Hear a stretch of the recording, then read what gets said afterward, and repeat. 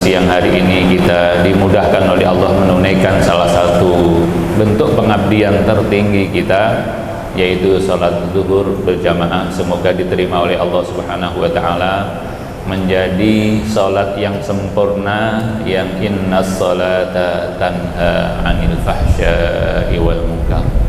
Teman sekalian, tema yang diamanahkan untuk kita angkat pada siang hari ini terkait dengan bersama Al-Quran kita lebih bahagia. Masya Allah, sebuah tema yang tentu sangat bermanfaat untuk kita semua, di mana salah satu doa yang selalu dan paling sering kita panjatkan kepada Allah adalah kebahagiaan dunia akhirat. Rabbana atina fid dunya hasanah wa fil akhirati hasanah wa qina adzabannar. Dan bersyukur kepada Allah Subhanahu wa taala, banyak sekali fasilitas sumber kebahagiaan yang Allah siapkan untuk kita semua. Sesungguhnya jamaah sekalian, semua yang Allah ciptakan itu adalah untuk mendukung kebahagiaan hambanya. Allah berfirman, alam tarau annallaha sakhkhara lakum ma fis samawati wa ma fil ardh. Tidakkah kalian melihat, merenung bahwa Allah sudah menyiapkan, bahkan menundukkan untuk kita apa saja yang di langit dan di bumi. Maka kendaraan tentunya salah satu sumber kebahagiaan.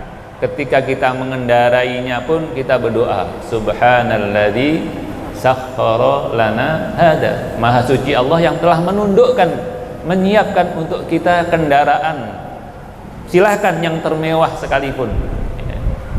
Karena itu Allah firmankan disiapkan untuk hamba-hambanya. Dan yang lebih menarik jamaah sekalian, orang yang paling berhak menikmati ciptaan Allah itu ternyata adalah orang yang beriman.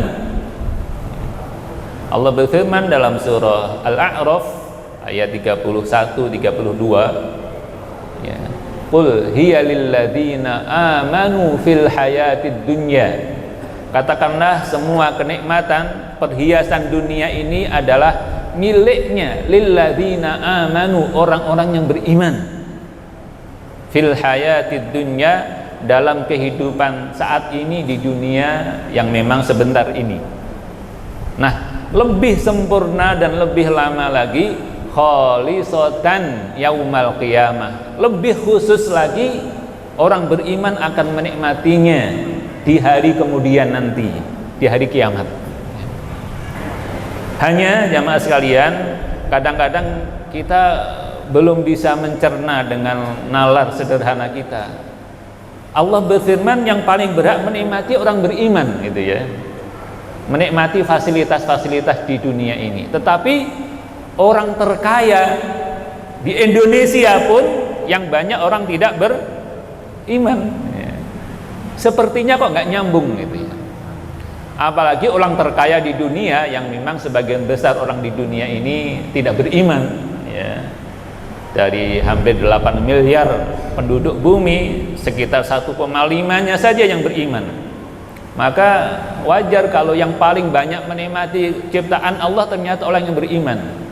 Di Indonesia yang sebagian besar 86,9% beriman, yang menikmati mungkin 1-2% saja paling menikmati, dan itu bukan orang yang beriman. Nah, lantas gimana supaya nyambung? Kurang lebih begitu. Ya mas sekalian, barangkali kajian kita siang hari ini membuat kita ternyata bisa memahami dengan sederhana. Mengapa? Karena sesungguhnya ya, kebahagiaan itu bukan satu-satu sumbernya ya, adalah fasilitas. Tema siang hari ini mungkin menarik dan memudahkan pemahaman kita. Bersama Al-Quran kita lebih bahagia. Artinya ya, kita boleh bahagia dengan fasilitas-fasilitas yang memang Allah siapkan untuk kita tadi. Tetapi ketika sumber kebahagiaan hanya terbatas pada tadi fasilitas, maaf ya, gaji yang besar, kendaraan yang mewah, rumah yang megah dan seterusnya, maka kita terus kalah dengan orang-orang yang tidak beriman. Karena kenikmatan yang sesungguhnya yang diberikan oleh Allah kepada orang yang beriman itu ada sisi lain, ya, yang membuat mungkin fasilitasnya sama, katakanlah ruang kerjanya sama, fasilitasnya sama, mungkin golongannya sama, tunjangannya sama, dan seterusnya. Tapi yang satu lebih bisa bahagia dibanding yang lain, karena ya, di sini ya, Allah Subhanahu wa Ta'ala memudahkan untuk kita menikmati itu ketenangan dan kebahagiaan, bukan hanya fasilitas fisik jasmani, tetapi adalah fasilitas rohani yang Allah sebutkan dalam banyak ayat. Diantaranya adalah yang kita sangat kenal, ala bidzikrillahi tatma'innul qulub. Ingat, dengan zikir kepada Allah hati semakin tenang, semakin bahagia, ya.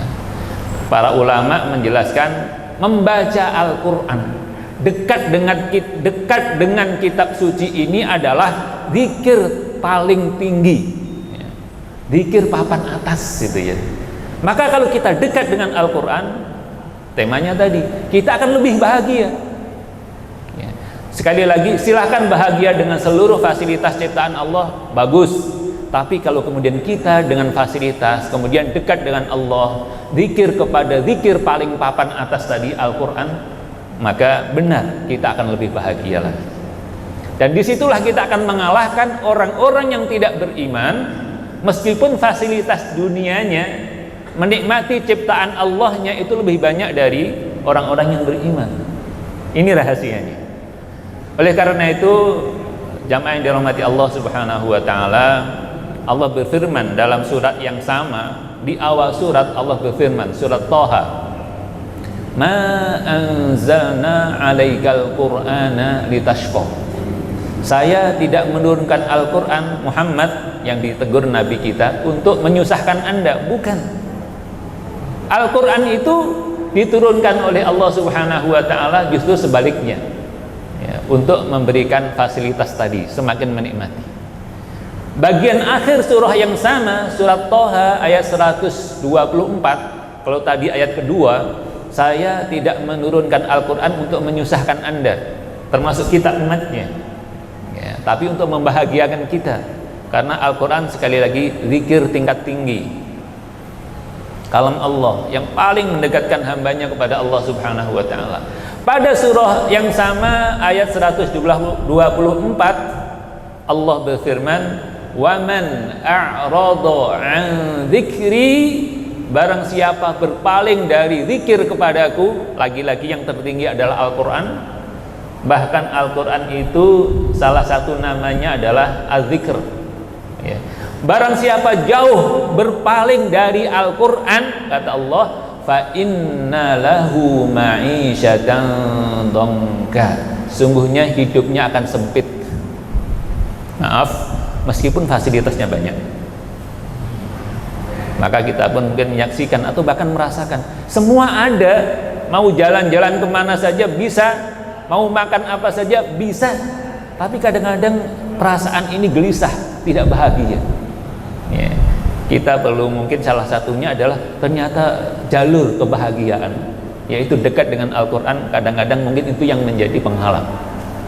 Maka Allah firmankan tadi, sekali lagi surat Thaha, ya, surat ke-20 ayat 2, Allah menjamin bukan menyusahkan Al-Quran. Ayat 124, kalau kita jauh dari Al-Quran, kita akan jauh dari kebahagiaan.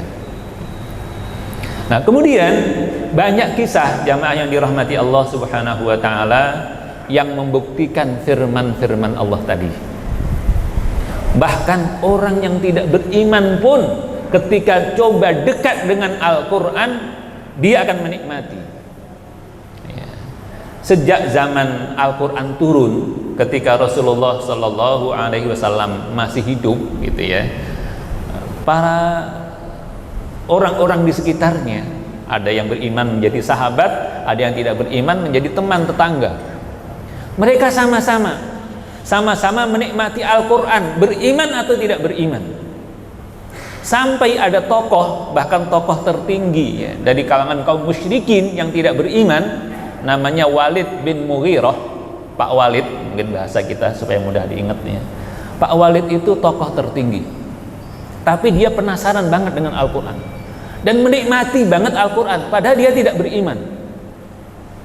Justru karena ketidakimanannya itu di satu sisi lain justru karena nikmatnya Al-Quran, akhirnya dia sempat gelisah luar biasa.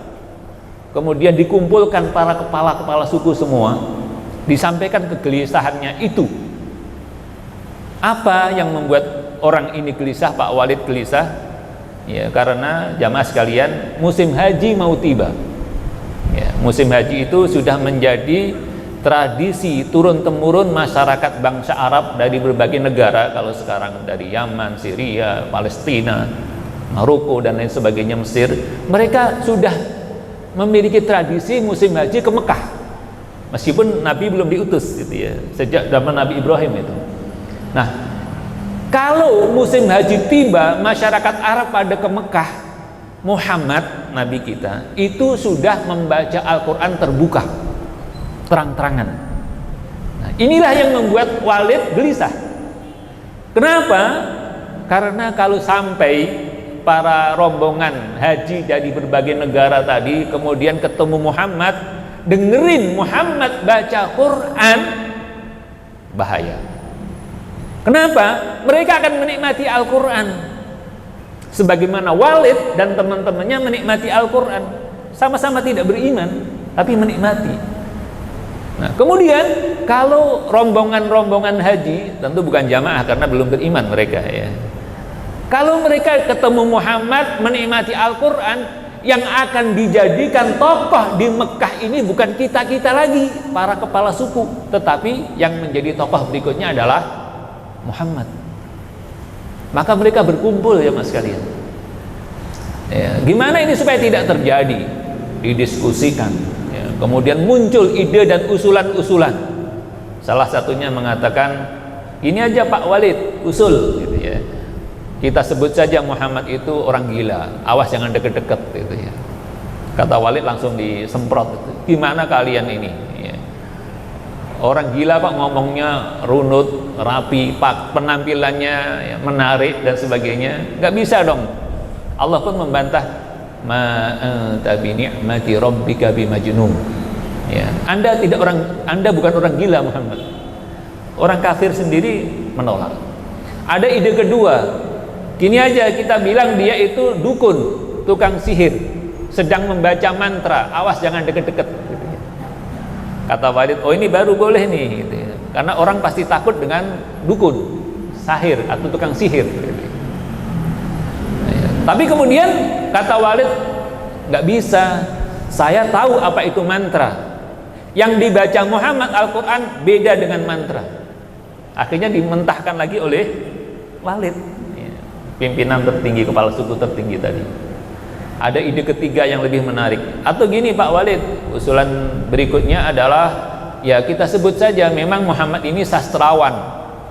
Wajar kalau karya sastranya yang dibaca Al-Qur'annya itu memang menarik perhatian, memukau gitu ya.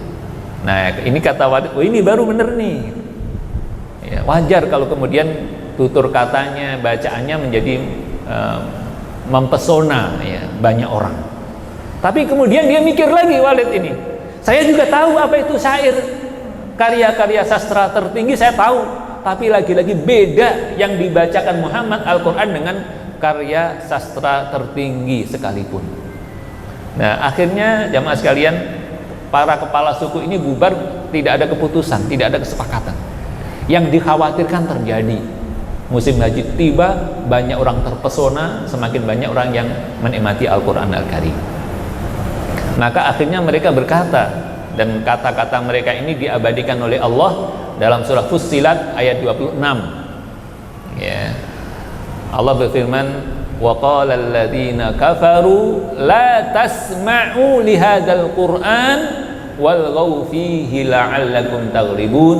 Orang-orang yang tidak beriman, yang kafir, saling berpesan, jangan pernah dengerin Al-Quran ya. Walghaw fi, berpalinglah dari Al-Quran ya.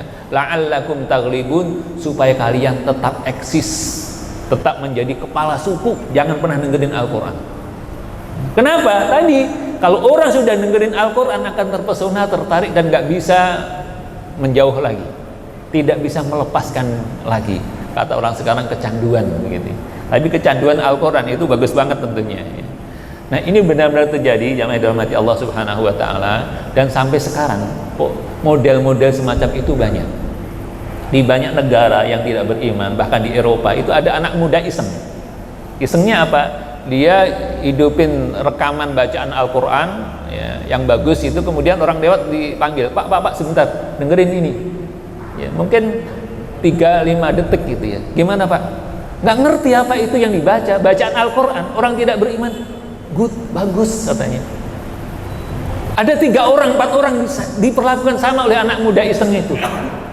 Mereka semua tidak beriman, tapi begitu mendengar bacaan Al-Quran, fitrah manusia itu nyambung ya. Masya Allah ya. Nah, ini orang-orang tidak beriman, apalagi kalau memang Allah anugerahkan kepada kita daya sambung kabel gitu ya, yang sangat connect ya, kompatibel dengan ayat Al-Quran, yaitu keimanan kita, fitrah kita hidup ya, kita mendengar bacaan Al-Quran itu langsung nyambung banget ya, Masya Allah. Maka orang beriman itu biasanya semakin menikmati benar tadi fasilitas dari Allah, ciptaan Allah di muka bumi ini semakin dinikmati, lebih membahagiakannya ketika dekat dengan Al-Quran. Maka ada kisah kedua, yaitu orang tokoh juga, tokoh sebelum beriman ya, tokoh yang sangat disegani, Umar bin Khattab. Jamaah sekalian tentu sudah tahu kisah masuk Islamnya ya. Beliau itu awalnya juga menjadikan Muhammad itu orang yang paling dibenci di muka bumi ini, sampai puncak kekesalannya itu sudah mencari-cari Nabi untuk membunuh. Udah dibawa pedangnya itu ya, sampai di tengah jalan itu, di jalan yang akan ditemui, dicari Nabi Muhammad itu, dicegat oleh temannya.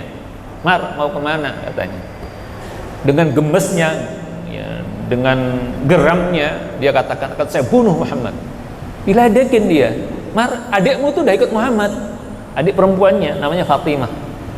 Dia balik ke rumah adiknya, ternyata benar adiknya dan suaminya serta 1 orang lagi sedang baca Quran di rumah adiknya itu. Dibentak, ditabokin ya, jatuh berdarah-darah. Adiknya, iparnya, 1 lagi temannya yang ngajiin Quran itu diinjek oleh Umar. Semua ketakutan ya. Tapi ya segalak-galaknya Umar, manusia masih punya hati nurani. Lihat adik perempuannya berdarah, akhirnya iba. Ditanya, apa yang kamu lakukan? Ya, adiknya semakin berani, udah ketangkep basah gitu ya. Ya, saya sudah beriman, silahkan kamu mau apa Umar ya. Kata Umar, mana Qurannya? Adiknya semakin berani, nggak boleh kamu najis. Akhirnya disuruh mandi dulu, baru dikasih Quran oleh adik perempuannya itu ya. Karena udah penasaran, tadi sempat mendengar 1-2 ayat dibaca oleh adiknya, Umar sempat denger, maka penasaran banget. Akhirnya disuruh mandi dulu, nurut aja. Masya Allah ya. Kemudian begitu diserahkan ini Quran, lagi-lagi jamaah sekalian yang dibaca surat Toha yang tadi itu.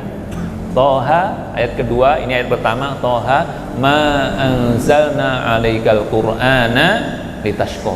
Saya tidak menurunkan Al-Quran supaya Anda susah. Langsung gemetar tuh Umar ya. Perhatikan bagaimana berbalik ya, 180 derajat. Dia nanya, di mana Muhammad ya. Cuman beda, sebelum membaca beberapa ayat mencari Nabi untuk membunuh, sekarang membaca beberapa ayat mencari Nabi juga, tapi untuk menyatakan keimanannya kepada Al-Quran, kepada Nabi Muhammad Sallallahu Alaihi Wasallam. 2 kisah yang berbeda, sama tokoh tidak beriman, yang satu fitrahnya, hatinya nyambung, yang satu putus gitu ya.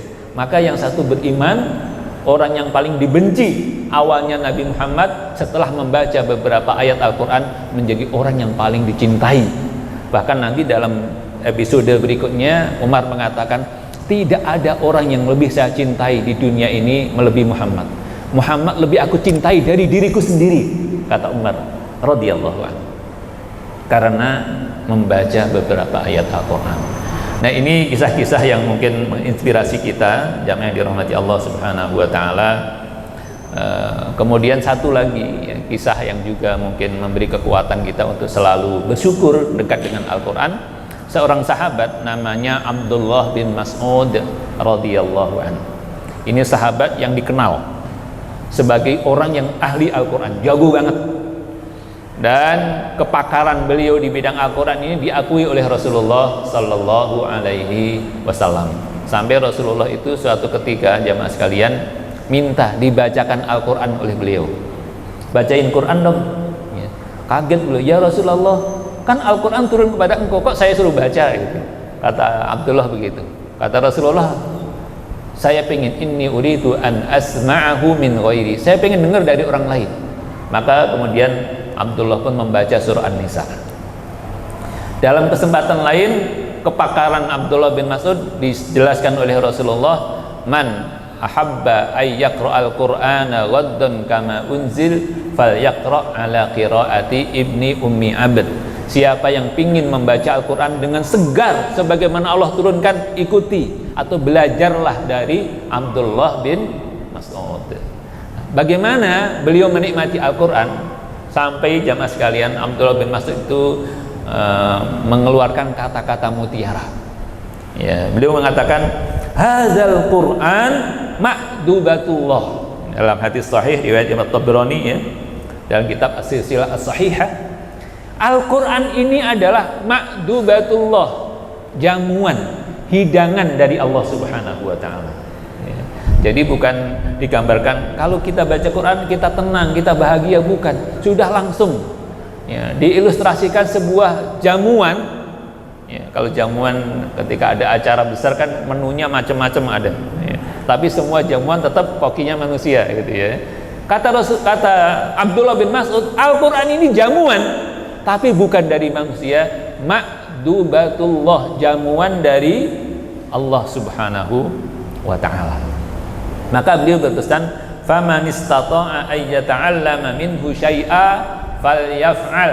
Siapa yang bisa mempelajari Al-Quran, kabarnya mau dibuka lagi bimbingan Al-Quran Ustaz ya di sini ya, insyaallah. Siapa yang bisa belajar Al-Quran mulai dari awal, belajar huruf a, ba, ta, sa, alif, ba, ta, sa, jim ya, menguatkan tajwidnya, tahsin, tahfidnya, atau menghafalnya, atau mengkaji isinya, level apa saja, kata Abdullah, lakukan.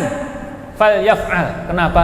Anda sedang disuguhi oleh, dalam tanda kutip tentunya, Allah Subhanahu wa ta'ala ya. Dan alhamdulillah ini dekat dengan kita, dibuka bimbingan Al-Quran tadi, berbagai jenjang kajian. Kajian-kajian semacam ini sebetulnya kan nggak pernah keluar dari ayat Al-Quran, bentuknya kajian isinya begitu ya.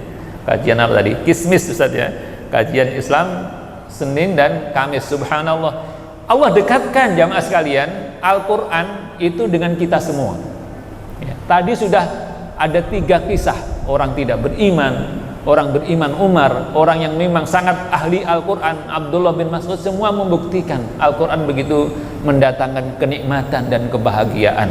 Sekali lagi, tidak berlawanan dengan kebahagiaan fasilitas duniawi, tapi menambah. Kalau kita tadi mendapat banyak fasilitas, dengan dekat dengan Al-Quran semakin sempurna kebahagiaan itu. Dan sekarang Allah hadirkan di Masjid Asy-Syifa yang dekat dengan kita ini, mulai dari tadi sempat ngobrol-ngobrol dari awal banget. Maaf kalau ada yang belum bisa baca Quran, difasilitasi. Yang mau mempelajari tajwidnya dengan baik, difasilitasi. Mungkin nanti yang menghafal juga Ustaz ya, yang mau nambah hafalannya, selama ini membaca dalam sholat At-Takatsur sampai An-Nas ya, bagus itu. Ditambah lagi, semakin banyak hafalan semakin bahagia ya. Dan seterusnya dan seterusnya. Masya Allah ya, ini tentu menjadi peluang yang luar biasa ya. Di samping memang ada beberapa tip dan kiat jamaah sekalian agar kita memang bisa menikmati Al-Quran ya. Kalau kisah-kisah semacam ini sesungguhnya banyak sekali orang-orang yang menikmati Al-Quran, banyak sekali. Ada beberapa tip yang mungkin bisa kita angkat jamaah sekalian. Yang pertama adalah tentu mengkondisikan hati kita ya, mengkondisikan hati. Kenapa ya, 2 sikap berbeda antara Umar dan Walid tadi ya. Ya, sebetulnya sama-sama tokoh, sama-sama jagoan juga gitu ya. Tapi beda sikapnya ketika mendengar Al-Quran. Yang membedakan adalah suasana hatinya. Ini Allah firmankan dalam surah Yasin ya mas kalian. Ya, surah Yasin ayat 70. Ya. Wa ma 'allamnahu syi'ra wa ma yanbaghi lah, ayat 69-nya. Saya tidak mengajarkan kepada Muhammad itu syair. Kayak tuduhannya tadi, tokoh-tokoh tadi, bukan syair itu, enggak pantas. Wa ma yanbaghi lah in huwa illa dzikrun wa qur'anum mubin. Yang saya turunkan itu adalah peringatan, zikir, dan Al-Quran yang nyata. Jadi Al-Quran yang diturunkan oleh Allah, bukan puisi, sastra. Kemudian liyunzira man kana hayya, untuk memperingatkan, memberi peringatan orang yang hidup. Ya. Yang dimaksud hayyan di sini hidup bukan jasmaninya, jasadnya. Kalau fisiknya Umar dan Walid sama-sama hidup. Ya. Tapi kata para ulama juga hayyan yang hidup di sini maksudnya adalah hatinya. Ya. Yang hatinya hidup tadi nyambung, kompatibel dengan ayat Al-Quran. Yang hatinya sakit, apalagi tidak hidup, tadi langsung menolak Al-Quran. Ya, jadi yang perlu kita kuatkan, kita persiapkan supaya kita bisa lebih bahagia bersama Al-Quran, mengiringi kebahagiaan dengan yang lainnya itu adalah suasana hati kita.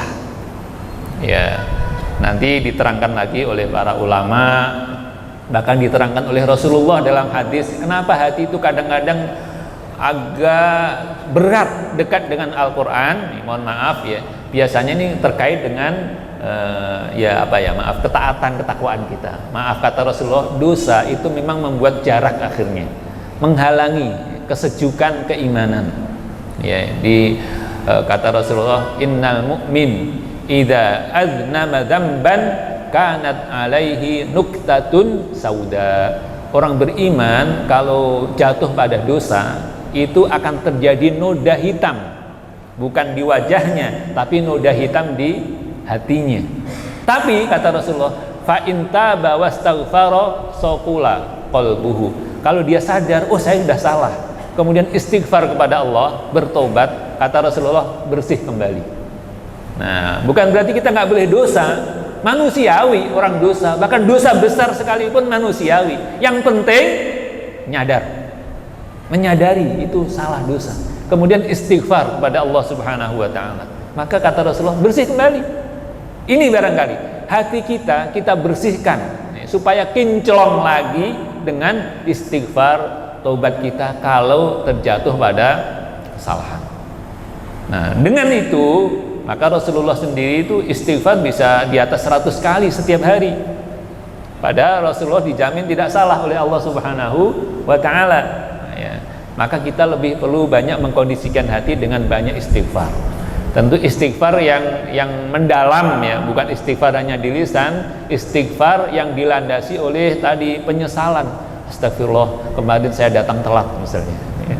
Akhirnya ada yang terdampak, ya kan? Datang telat pasti ada yang terdampak itu. Ya, kalau pelayan kesehatan mungkin ya maaf, pasiennya jadi nunggunya kelamaan. Untung kalau pasiennya ringan, tapi kalau pasiennya berat, kita yang terlambat kan bisa fatal gitu ya. Misalnya, astagfirullahaladzim gitu ya. Atau ada, pokoknya namanya manusia selalu terjadi kesalahan. Maka kita perlu selalu banyak istighfar supaya nuktah sauda, noda hitam di hati itu bisa bersih kembali. Nah, kalau bersih, maka disitulah Al-Quran akan nyambung masuk ke hati kita. Ya, na'udzubillah. Di luar sana itu banyak orang yang sesungguhnya Allah beri modal keimanan, beriman, yakin kepada Al-Quran dan yang perlu diyakini, sehingga ya sering berinfak, nyumbang, ya wakaf, pergi ke tanah suci, semua itu karena berangkat dari keimanannya. Namun ada yang lupa tadi mengkondisikan hatinya. Kadang-kadang kita sering, orang itu rajin beribadah tapi kesalahannya juga berulang-ulang. Maka di situ kadang-kadang menjadi penghalang di hati tadi.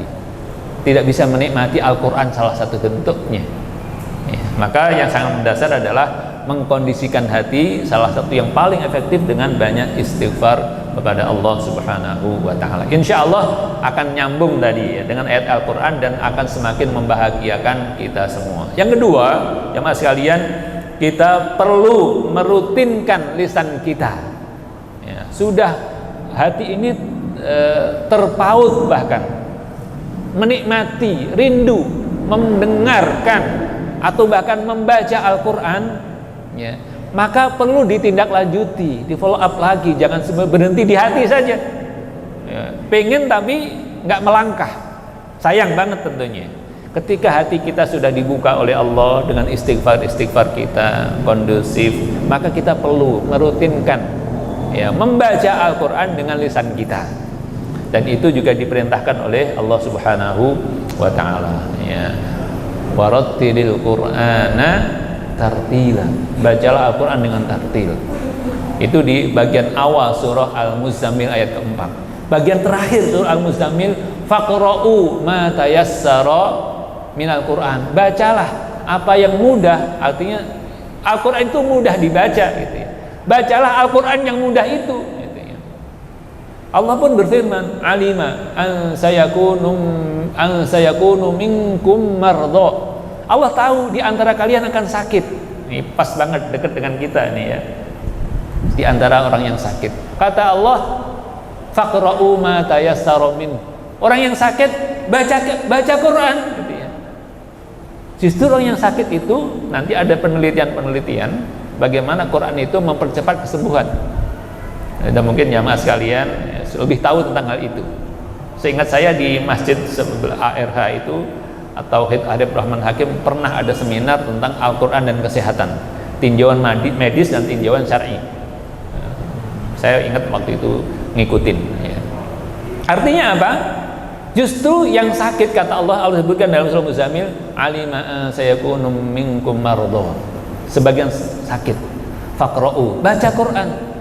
Alima sayakunu minkum mardha wa akharuna yuqatiluna fi sabilillah wa akharu yadribuna fil ard ya. Sebagian banyak kesibukan di perjalanan, mau sakit, mau banyak kesibukan di perjalanan, bahkan di medan perang, kata Allah, faqra'u ma tayassara min. Baca Al-Qur'an yang mudah itu. Ya. Subhanallah. Justru memang dengan membaca Quran itu stabilitas mental kita semakin seimbang. Maka menghadapi segala kondisi, lagi sakit, lagi dalam perjalanan musafir, bahkan suasana paling genting, pertempuran, peperangan pun, faqra'u ma tayassara min. Baca Quran, kata Allah Subhanahu wa taala. Nah, ini kan sangat menguntungkan. Maka perlu kita rutinkan. Maaf, sesibuk-sibuk apapun kita ya, supaya nyambung tadi, kebahagiaan kita lebih adalah sempatkan membaca Quran. Dan kata Allah itu, walaqad yassarnal Qur'an, dan sungguh telah aku mudahkan Al-Quran. Yang ketiga, jamaah yang dirahmati Allah Subhanahu wa taala, yang juga sangat membantu kita adalah kita merutinkan lisan ya. Kita bisa belajar dari, ini kisah lagi ya jamaah sekalian, seorang yang memang sudah terbiasa menikmati Al-Quran. Seorang sahabat namanya Abdullah bin Amr bin As radhiyallahu anhu. Ada banyak nama tadi ya, masya Allah, menjadi inspirasi bagi kita semua. Saya sedikit ulang, ada Walid bin Mughirah Walid ya, ada Umar, ada Abdullah bin Mas'ud dengan kisah-kisahnya semua bersama Al-Quran. Satu lagi, mohon izin, Abdullah bin Amr bin As. Ini kisah yang luar biasa karena beliau rutin berinteraksi dengan kitab suci ya, rutin dengan lisannya, sampai beliau minta izin kepada Rasulullah Sallallahu Alaihi Wasallam. Izinnya unik ini. Kalau kita kan kadang-kadang kita sepakatan ya membaca Quran 1 juz setiap hari misalnya, atau setengah juz ya, mungkin di antara jamaah ada yang bergabung dengan komunitas one day one juz ya. Kadang-kadang izin, maaf izin saya lagi ini padat banget, tolong dibantu. Izinnya apa? Minta dikurangi bacaannya ya, karena kondisi sesekali wajar ya, sesekali nggak mencapai target itu wajar, tapi nanti diganti pada kesempatan yang lain. Nah, Abdullah bin Amr ini unik, minta izin kepada Rasulullah, ya Rasulullah izinkan saya untuk membaca Al-Quran dari awal halaman pertama Al-Fatihah sampai halaman 604 An-Nas dalam sehari. Minta izinnya membaca Quran khatam dalam sehari. Ini aneh gitu. Nah, kata Rasulullah, jangan. Iqra'il Qur'ana fi kulli syahr. Kamu baca Al-Quran dalam sebulan, jangan dalam sehari. Ya. Terjadi nego, tawar-menawar di situ. Ya Rasulullah, ini ajidu kuwah. Saya kan kuat, masa sehari cuma 1 juz, sebulan baru khatam gitu ya. Kata Rasulullah, jangan. Kalau kamu masih kuat, 2 juz deh sehari. Artinya setiap 20 hari sekali khatam. Kata Abdullah, enggak ya Rasulullah. Kemudian dibelikan lagi tambahan 3 juz sehari, 10 hari sekali khatam. Masih enggak mau beliau, kekeh maunya setiap hari khatam gitu ya. Kemudian kata Rasulullah, 7 hari, enggak, 3 hari, saya kuat ya Rasulullah. Kata Rasulullah, enggak boleh lebih dari 10 juz setiap hari. Jadi diizinkan oleh Rasulullah membaca 10 juz setiap hari, padahal beliau pengennya 30 juz setiap hari. Ya, sebetulnya jamaah sekalian, sekarang ini banyak teman-teman kita, bahkan anak-anak yang bisa membaca Al-Quran dalam 8 jam. Dan itu ada rekamannya sekarang. Bagaimana membaca Quran karena sudah hafal, maaf ya, sudah hafal, maka membaca Quran 30 juz itu dalam 8 jam selesai. Bahkan ada yang 7 jam selesai. Ya, kalau 8 jam kan masih ada 16 jam lagi gitu. Artinya kesibukan yang lain masih tertangani. Seandainya memang setiap hari khatam, tetapi Rasulullah tidak membolehkan. Paling cepat, paling banyak 10 juz setiap hari. Dan Abdullah bin Amr tadi istiqomah jamaah sekalian. Ya, sampai akhir hayat beliau setiap hari membaca Al-Quran 10 juz. Kenapa? Menikmati banget. Ya. Nah, ini kisah yang unik-unik ya. Dan sebetulnya sekali lagi banyak saudara-saudari kita yang bisa seperti itu. Kenapa? Karena sudah menikmati. Mungkin ini ilustrasinya mirip jamaah sekalian. Di antara jamaah mungkin yang ada hobi bersepeda 100 kilo itu cemen katanya. Bagi saya misalnya 10 kilo ada ngos-ngosan gitu ya. Kenapa? Yang satu sudah terlatih menikmati, yang satu baru pertama gitu ya. Maka beda. Sama Al-Quran juga begitu. Ketika kita sudah terbiasa, lisan kita sudah terbiasa, maka membaca 1 juz, 2 juz dalam sehari itu nikmat banget, seperti pesepeda tadi ya. Dan banyak olahraga lain, renang 1 kilo nggak masalah ya. Bagi yang baru pertama 10 meter udah bisa tenggelam gitu ya. Kenapa? Yang satu sudah terlatih, yang satu belum. Ini yang kedua. Jadi merutinkan dengan lisan. Yang ketiga, jamaah dirahmati Allah Subhanahu wa taala, ini sebetulnya banyak ya.